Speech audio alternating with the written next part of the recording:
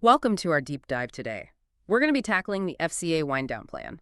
And trust me, this is about way more than just paperwork. We're talking about protecting clients, ensuring the stability of the financial system, and really guiding firms towards a responsible exit, a proper way to, close up shop, so to speak. Yeah, it's like a carefully choreographed dance where every step matters. hmm If one firm falters without a plan, the consequences can really ripple far beyond just that individual firm. It impacts clients, counterparties, and even, the wider financial system as a whole. That's a great way to put it, actually. Our guide today is a handbook by Lee Werrell, a UK regulatory compliance expert. He kind of lays out a practical roadmap for firms navigating this, complex world of winding down. And the first thing that really struck me is just how high the stakes are in this whole process. Oh, absolutely. I mean, just imagine, like a bank going under without a proper wind down plan, client assets could vanish, lawsuits could erupt, trust in the entire financial system could just erode. That's why the FCA, which is the UK's financial watchdog, they're kind of like the sheriff of the UK financial world. They have this whole framework in place. They're not messing around. Right, so it's not just about checking boxes for the FCA. It's about really having a responsible and ethical exit that safeguards everyone involved. But before we get into the how-to, can you kind of just paint a picture of what this regulatory landscape actually looks like? Sure, sure. It's a multi-layered framework, that's for sure. The FCA has a whole arsenal of regulations like PRIN, CAS, KOBS, SYSC. Think of these as different chapters in the wind down playbook. They cover everything from, treating customers fairly to having like really rock solid systems and controls in place. That does sound pretty complex. What's particularly crucial in this context, though? Well, PRIIN, or the principles for business, is like the foundation of the house. It's all about integrity, fairness, and just having really robust systems.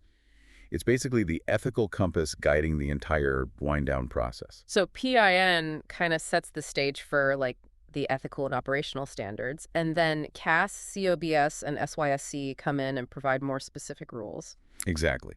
So KI focuses on safeguarding client assets. It's like, a protective bubble around those assets, making sure that they're handled and protected properly, especially during a wind down.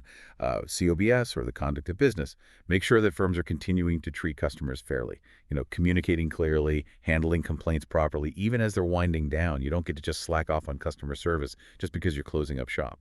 Okay, so even on the way out, you're still expected to maintain those high standards of customer service and protection? Makes sense. What about SYSC? Right, so SYSC, or Senior Management Arrangement Systems and Controls, it's all about accountability. It's like having a designated driver for your firm's wind down. Making sure that everyone knows who's at the wheel Yeah. and that there are checks and balances in place. So like outlining the responsibilities of senior managers and the systems that they need to have, basically making sure everything's running smoothly from a governance perspective. Exactly. So the FCA kind of has regulations covering every aspect of a firm's wind down. But how does a firm actually put this into practice? Where do they even begin? Well, Lee Werrell really stresses the importance of building a skilled compliance team with clearly defined roles. He's like assembling a specialized task force. You need experts in regulatory reporting, risk assessment, policy development. They're the wind down specialists. So what kind of like skills and knowledge should be on this A team's resume? Well, I mean, besides having a deep understanding of FCA regulations, they also need to be able to spot any skill gaps within their own team and then implement targeted training programs. It's about ensuring that everyone involved is, up to speed and ready to tackle the unique challenges of a wind down. Right, because that's where things get really interesting. How do they even know what challenges to prepare for? It's not like there's a checklist that says, okay, you're winding down, here are your 10 potential problems, get ready. That's where risk assessment comes in. It's like looking ahead at the road and spotting potential hazards before you hit them.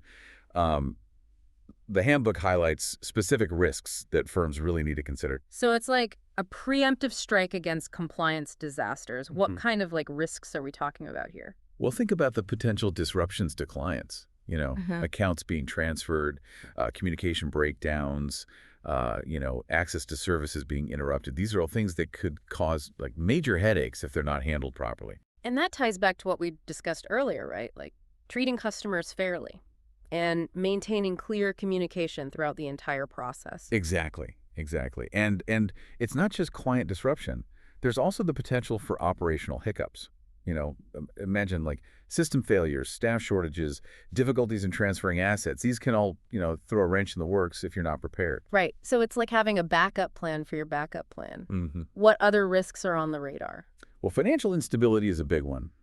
When a firm is winding down its financial position, it can become precarious. There's a risk of not having enough liquidity to meet obligations, or even becoming insolvent. It's a financial tightrope walk. Makes sense, right? Yeah. You're essentially dismantling this complex operation while still needing to keep the lights on. What else? And then there are the legal risks, of course.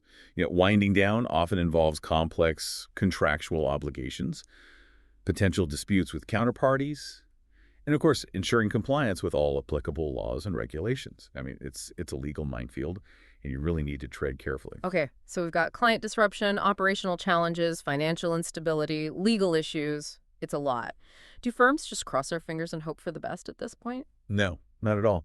Lee Worrell makes it very clear that risk assessment isn't just about identifying those risks. It's about having a plan to mitigate them. It's like seeing that pothole up ahead and maneuvering around it. Okay, so how does that actually translate into action? How do companies put these compliance controls into practice? It starts with designing and implementing comprehensive policies and procedures. These are like the blueprints for how things should be done, covering everything from client communication and data protection to regulatory reporting and operational processes. So it's not enough to just have these policies and procedures in a dusty binder on a shelf somewhere. You have to actually put them to work. Absolutely. And it's not just about putting them into motion. It's also about regularly monitoring and testing them to make sure they're actually effective. Think of it like a stress test for your compliance systems. So it's a continuous cycle of planning, implementing, monitoring, tweaking, all aimed at minimizing those risks we just talked about. Exactly. It's all about being proactive and prepared rather than just, reacting to things as they come up. What kind of monitoring techniques are we talking about here? Well, it can involve a variety of methods, things like internal audits, data analysis, even real-time monitoring of transactions and communications. The goal is to, spot any potential issues early on before they, snowball into major problems. So it's like having a watchful eye on everything to make sure things are running smoothly and ethically. But what if a firm kind of stumbles? Are there any real-world examples of how things can go wrong in this process? There certainly are, and Handbook provides a couple of case studies to illustrate this. One involves XYZ Bank, which, unfortunately, they didn't quite get it right. Their wind down was riddled with compliance challenges. Ooh, a cautionary tale. What exactly happened with XYZ Bank? Well, they ran into several issues. One was failing to adequately protect customer data during the transfer of accounts. This led to a major data breach, causing significant reputational damage. And, even legal repercussions. They basically had their data security defenses down right when they were moving sensitive information around the most. A compliance nightmare. It really shows how important those robust data protection protocols are, especially during a wind down.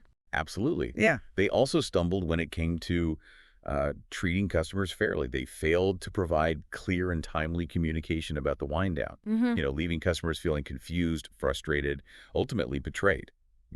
Imagine getting bits and pieces of information about your bank closing, not knowing what was happening to your money. Right, because in a situation like this, when there's so much uncertainty and anxiety, that clear and empathetic communication is absolutely essential. Absolutely.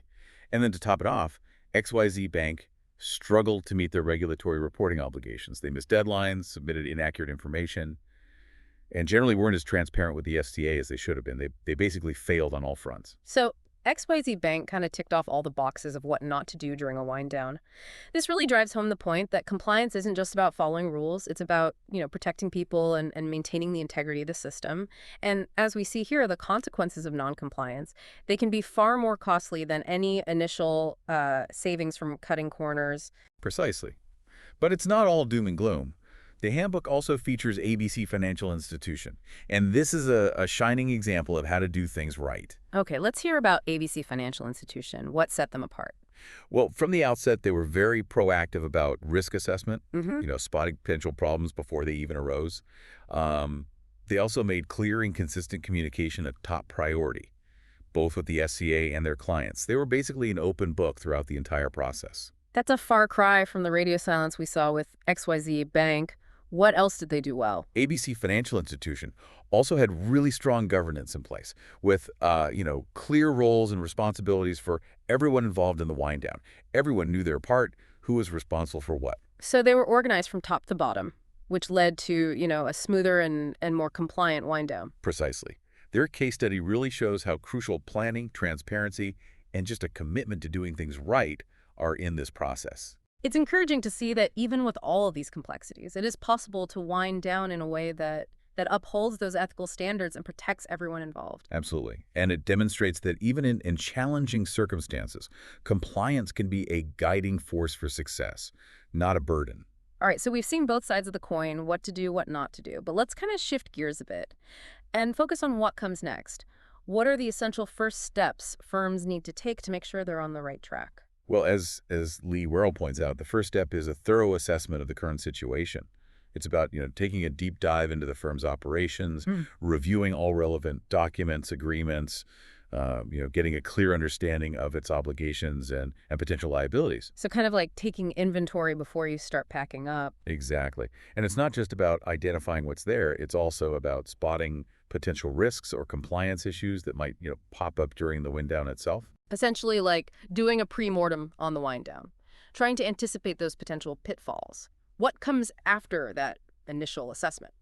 Once you've mapped the terrain, so to speak, the next step is developing a robust wind down strategy. This is like creating a detailed roadmap that outlines each step, the timelines, the responsibilities of everyone involved. So it's not just about deciding to wind down, it's about having a plan for how to do it in a way that minimizes disruption and maximizes compliance. Precisely. And this strategy needs to be aligned with the FCA's wind down plan, incorporating best practices for risk management and compliance every step of the way. So it's all about being proactive and prepared, almost like building a bridge before you even come to the river. That's a great way to put it. And speaking of building bridges, open and transparent communication is crucial throughout this entire process.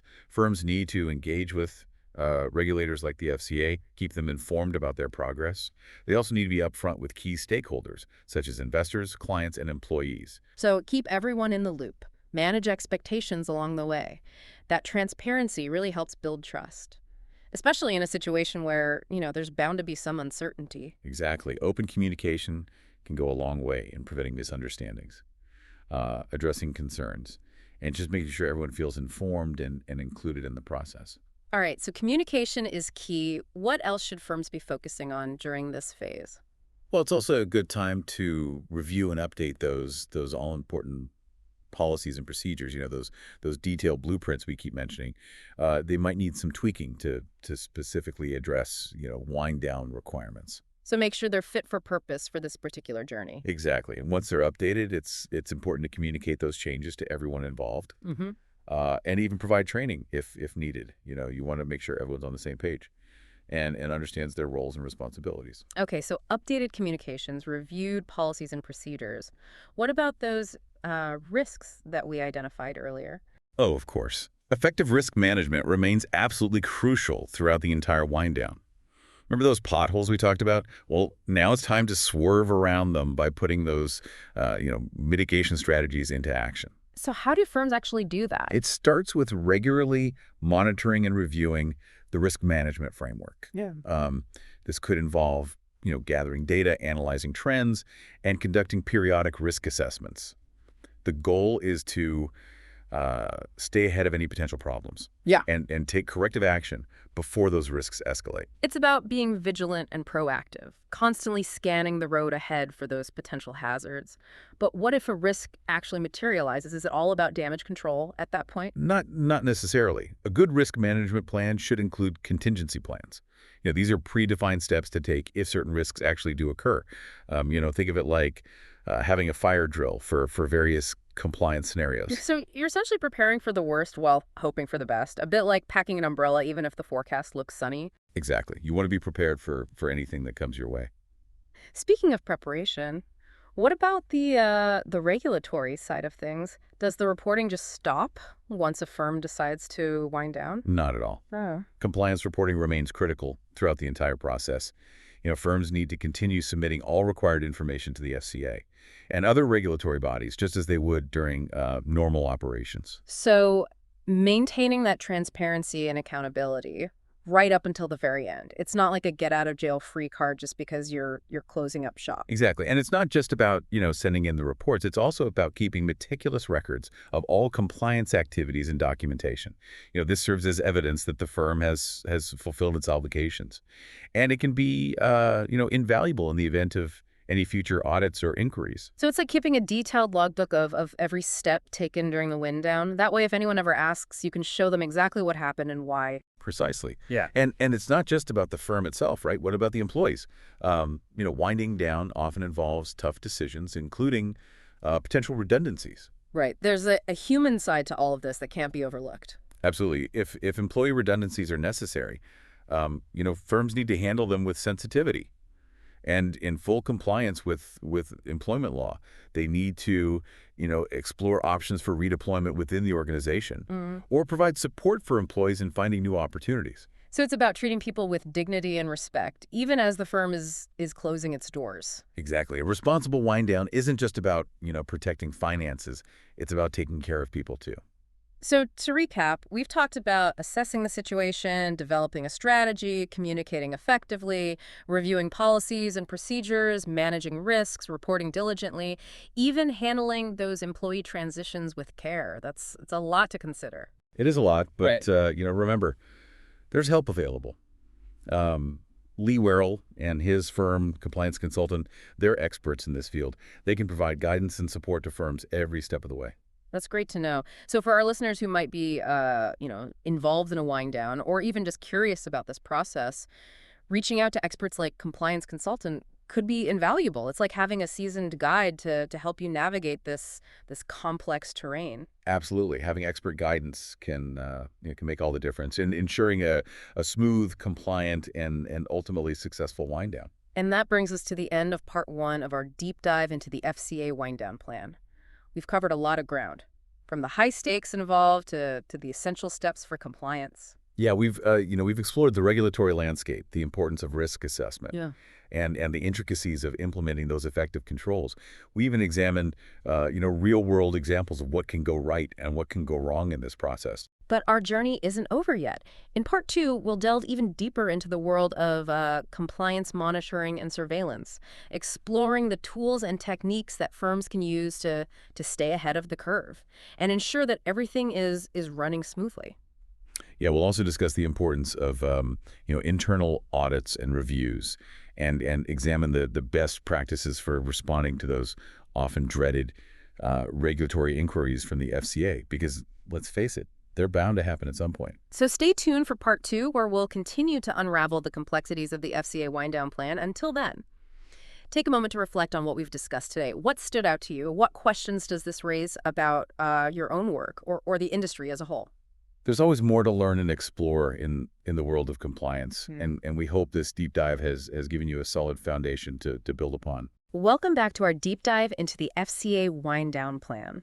In part one, we talked about all the initial steps. Assessing the situation, building your A-team, and having a solid plan for mitigating those inevitable risks. But what happens once the wind down is actually in motion? How do firms make sure everything stays on track and compliant?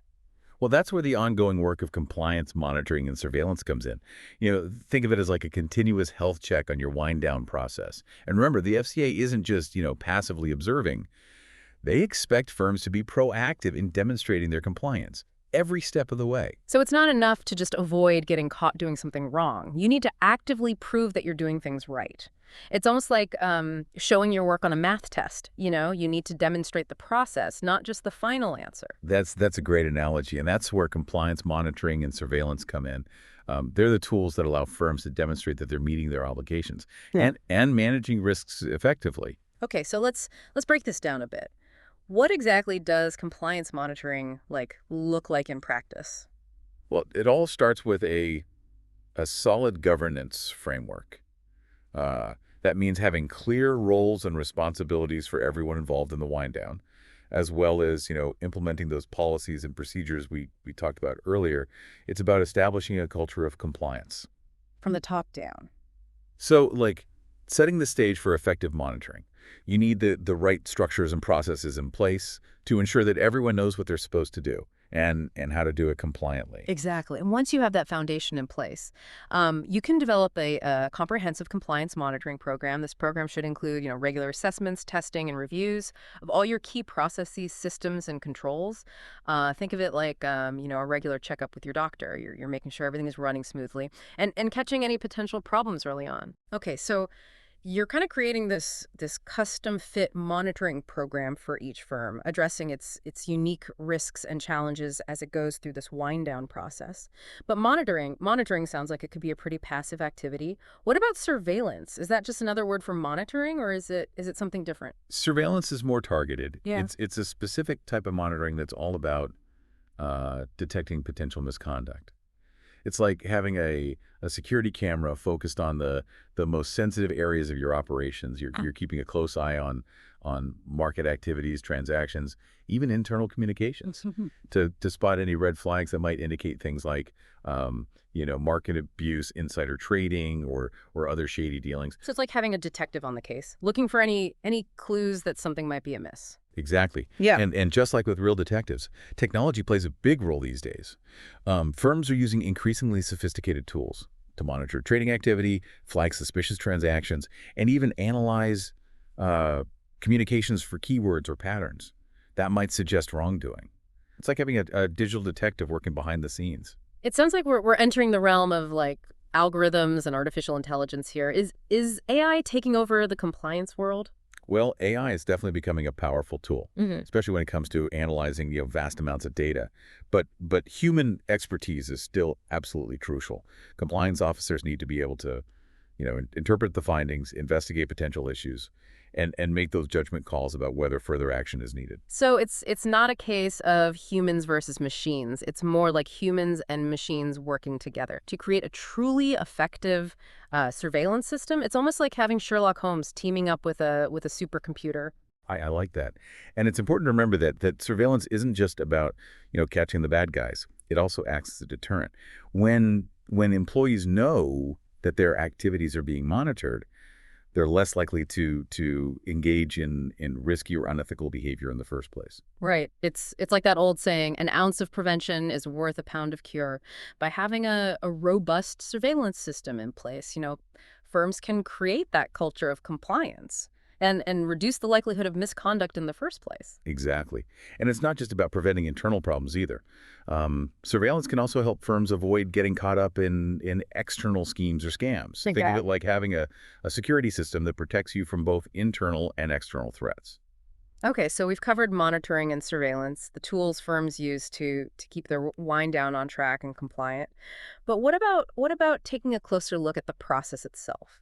How do firms make sure that their own internal operations are running smoothly and efficiently? Well, that's where internal audits and reviews come in.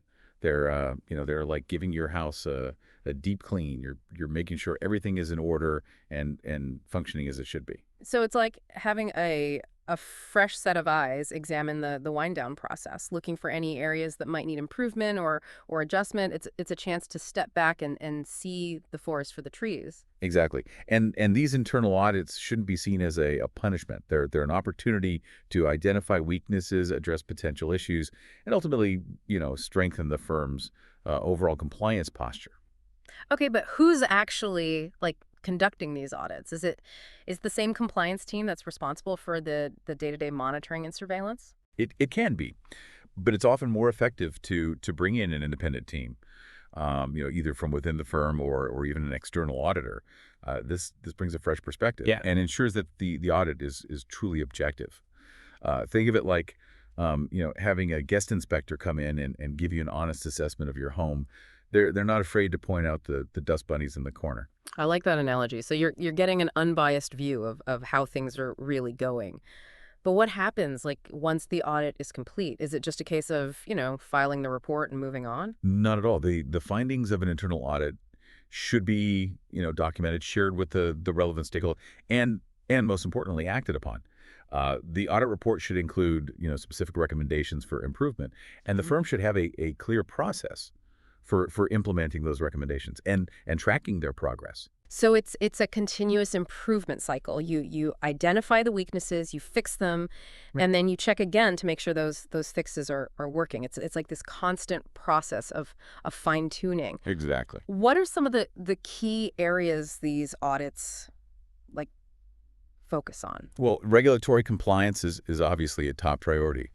The auditors will be checking to make sure that the firm is adhering to all the relevant FCA rules and regulations, Hmm. especially those specific to the wind down plan. So it's about making sure the firm is ticking all the right boxes from a Well, regulatory perspective. exactly, but it goes beyond just checking the boxes. Hmm. They're also looking at the bigger picture of risk management, assessing the effectiveness of the firm's risk management framework, and identifying any gaps or weaknesses. Right. It's about making sure those potholes we talked about earlier are being identified and avoided. What other areas do internal audits typically cover?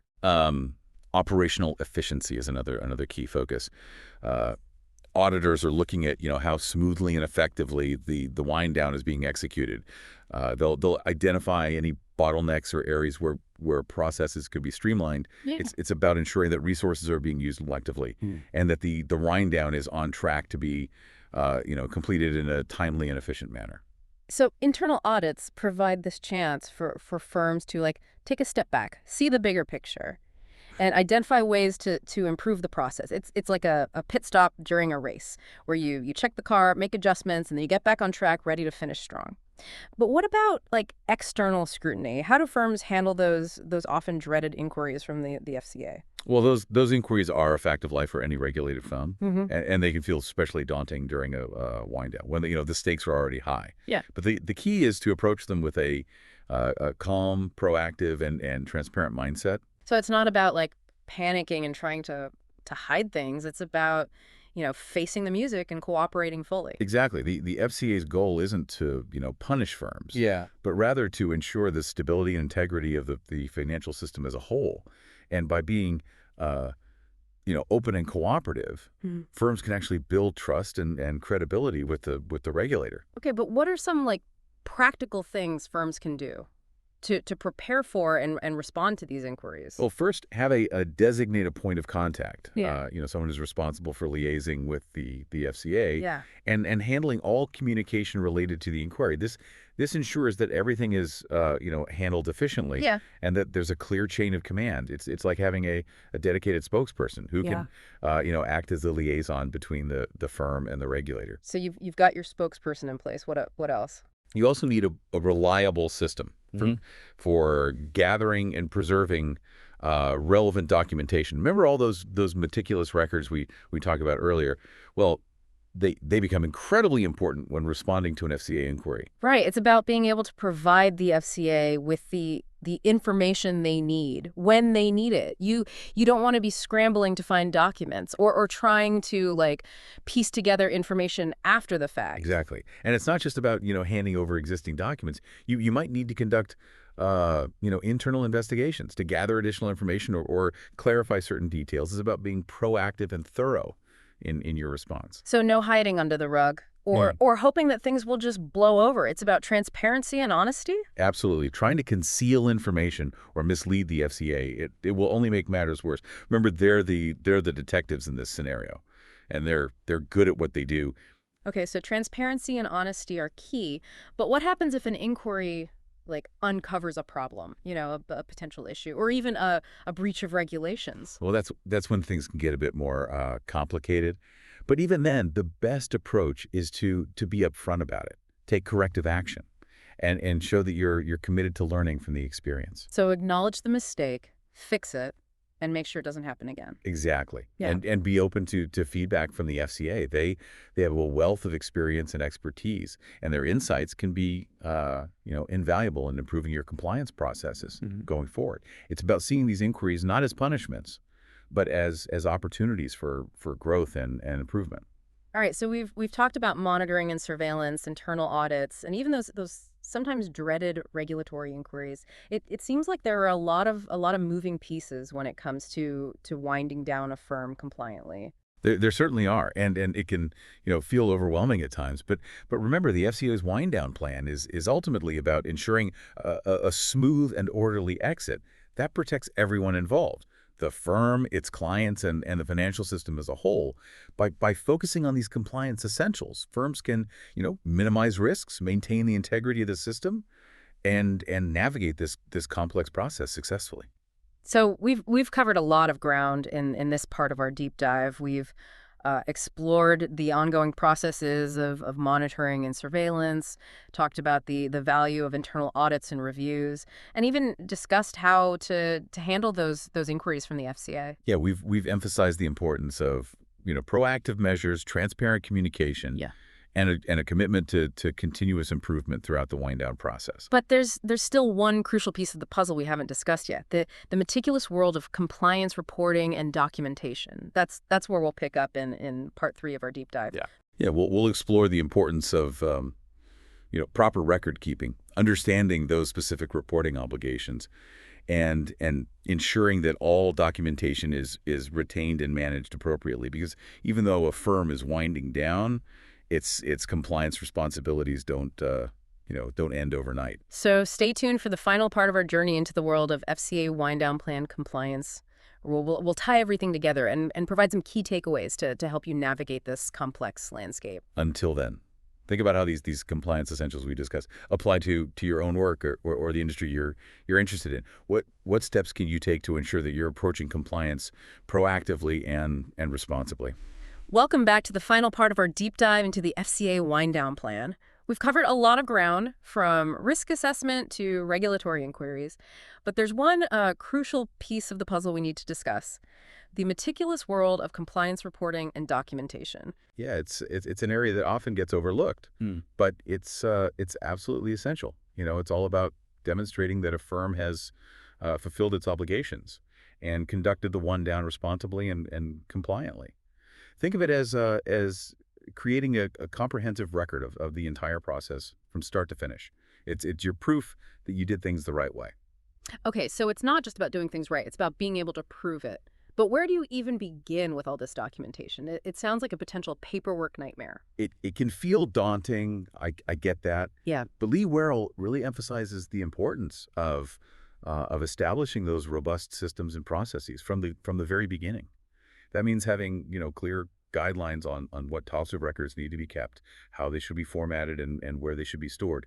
Think of it like having a well-organized filing system, both physical and digital, where everything is labeled and easily accessible. So you're saying it's not just about dumping everything into a folder labeled wind down.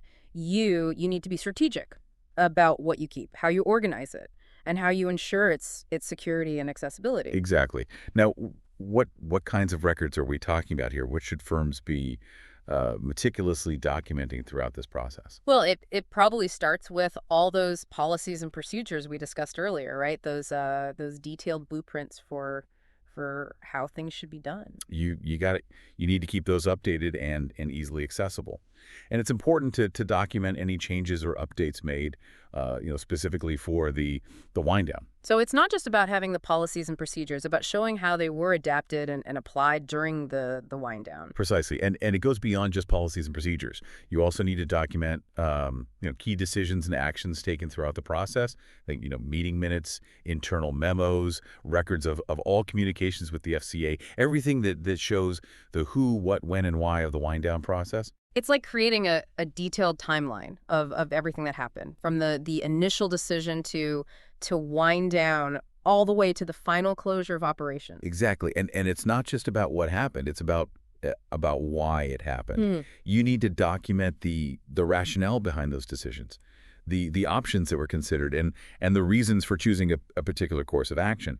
It's about demonstrating that the firm was thoughtful and deliberate in its decision making, not just reacting haphazardly. So it's not just ticking boxes. It's about providing context and showing that you were thinking things through every step of the way. But why is all this documentation so important? Is it just to keep the FCA happy? Well, it definitely helps with that. The FCA often has very specific record-keeping requirements, and they want to see that firms are doing what they're supposed to be doing. Yeah. But meticulous documentation serves several other important purposes as well. Okay, I'm intrigued. Tell me more. For one, it could be a lifesaver in the event of an audit or inquiry. If the FCA comes knocking, you want to be able to provide them with a clear and comprehensive record of what transpired. It's like having all your receipts and invoices, neatly organized and ready to present to the tax auditor. That's a great analogy. So you're saying it's better to be over-prepared than caught off guard. Absolutely. And there's another benefit to all this documentation. It can be a powerful learning tool for the firm itself.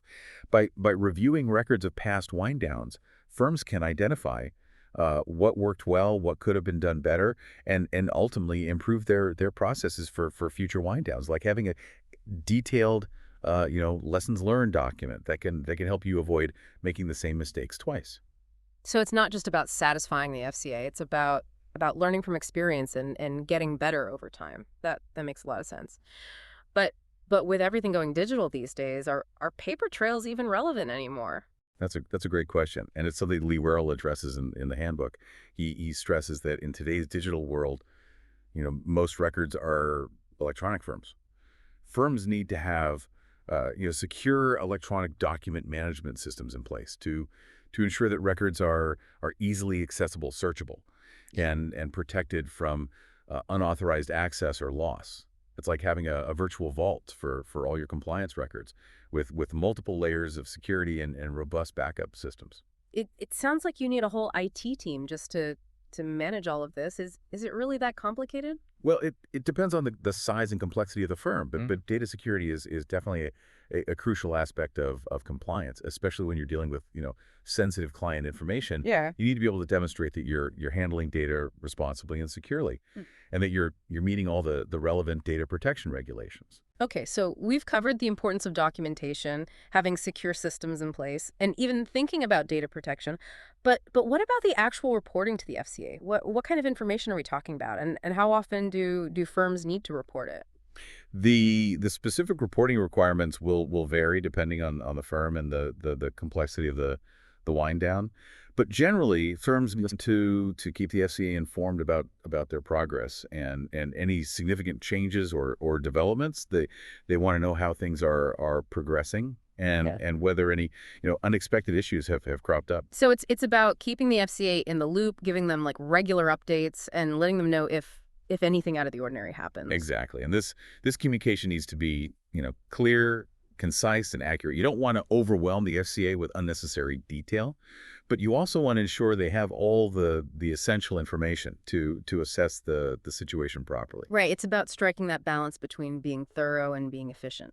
Yeah. Exactly. And it's crucial to meet those FCA reporting deadlines. Missing deadlines or submitting incomplete information can raise red flags and potentially lead to closer scrutiny from the regulator. They want to see that you're organized, proactive, and taking your compliance obligations seriously. So it's not just about what you report, it's about when you report it. Timeliness is key. Precisely.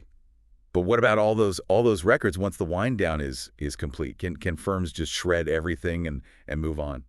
That's a great question. I'd love to just erase everything and pretend it never happened, but something tells me it's not that simple. You're right. It's not. The FCA has specific requirements for record retention, even after a firm has closed its doors. So the compliance obligations don't just magically disappear once the wind down is over? Nope. These retention periods vary depending on the type of record, but they can be quite lengthy, sometimes up to 6 years or even longer. Yeah. It might seem like a long time to hold on to all that paperwork or data, but it's essential to comply with these requirements. Failing to do so can lead to penalties from the FCA. So it's like having an insurance policy. You might not need it, but you're glad you have it if something unexpected happens. That's a great way to put it. Yeah. And those retained records can provide valuable insights for future wind downs. By analyzing past experiences, firms can identify patterns, learn from mistakes, and continuously improve their processes. So even though this documentation might feel like a burden at times, it can be a valuable asset in the long run. It's about taking that long-term view of compliance. Well, this has been quite the journey. We've explored every nook and cranny of the FCA Wind Down Plan, from the high-level principles to the nitty-gritty details of compliance. Yeah, we've talked about the importance of having a skilled team, managing risks, implementing strong controls, monitoring the process, responding to inquiries, And of course, maintaining those meticulous records and fulfilling all reporting obligations. It's been fascinating to unravel all the complexities of winding down a firm in a way that protects everyone involved and maintains the integrity of the financial system. And we hope our listeners have gained valuable insights as well, whether they're directly involved in a wind down or just interested in the world of financial regulations. Understanding these compliance essentials is crucial in today's complex financial landscape. As we wrap things up, what are some key takeaways you'd like our listeners to remember? First and foremost, compliance is not an afterthought. Yeah. It needs to be woven into the fabric of the wind down process from day one. So it's not just about ticking boxes. It's about creating a culture where doing things the right way is simply how business is done. Exactly. And secondly, never underestimate the power of communication. Firms need to be transparent and open with the FCA, their clients, their employees, everyone involved. Clear, honest communication builds trust and makes sure everyone is on the same page. Transparency is key, especially when there's so much uncertainty involved. Absolutely.